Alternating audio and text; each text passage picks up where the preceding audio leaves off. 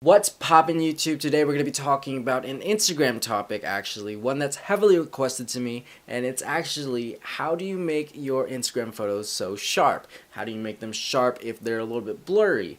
That's today's topic, so stay tuned.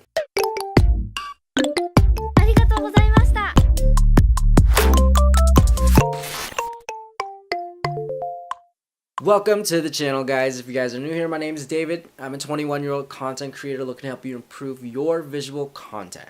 So make sure you guys hit that subscribe button if you aren't already subscribed. And today we're going to be talking about how to make your Instagram photos 10 times sharper through Lightroom, through Instagram.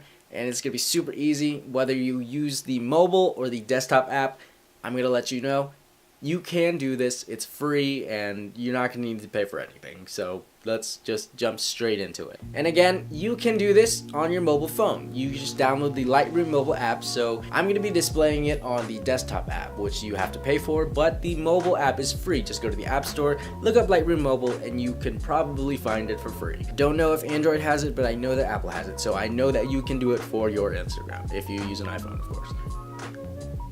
Here's how I make my photos so sharp. Starting off in Lightroom, there's actually two ways to make your photos look a little bit more sharp, and I'm going to start off with the very straightforward. We're going to add sharpening. We're going to add sharpening between 80 to 100 at that level. That's my general use of sharpening. I put it at 80 or 100 because that's just the straightforward sharpening. And usually people don't actually bump it up this much because it might get a little weird, but I tend to do it. If it's a mobile image, I wouldn't bump it past 30 or 40 because mobile images have less quality. If you're shooting in RAW, you can control it a lot more. If you're shooting it from your mobile phone and it's not a RAW photo, I'd say just bump it up to 20 or 30 sharpening, and if it's a RAW photo, bump it to 80 or 100. Most of my photos are RAW, almost all of them. On top of that, I add about 5 to 15 clarity just for that extra detail, that extra outlining of the subject, and that adds a little bit more sharpening to the overall image itself. It adds a lot of detail. If you overdo clarity, it's gonna give you too much detail and it's gonna look really weird and ugly, and just don't do it.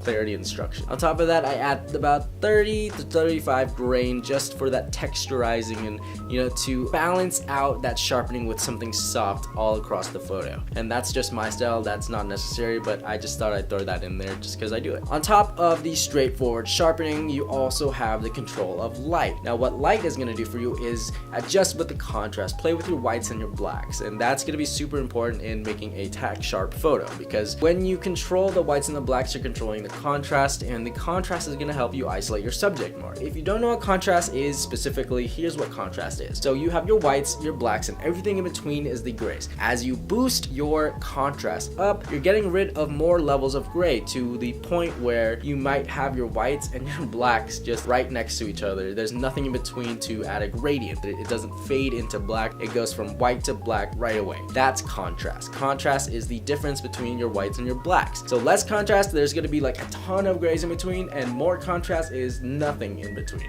Yeah, that like contrasting, difference. But as you're adjusting your light, the darker your blacks are, the more sharp your photo is going to be, or appear to be, because the blacker they are, the more your subject is going to stand out, and it might add a little sharpening effect. It doesn't actually do anything. It kind of just plays with the mind a little bit.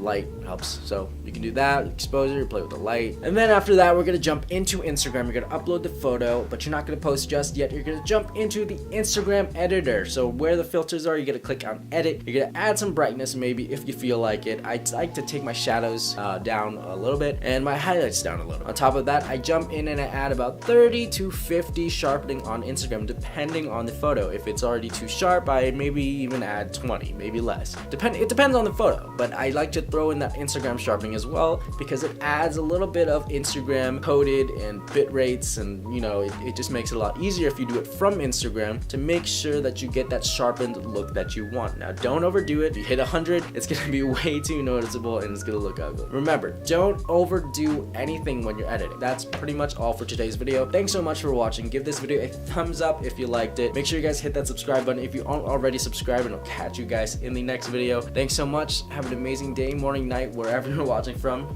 I'll see you then. Peace.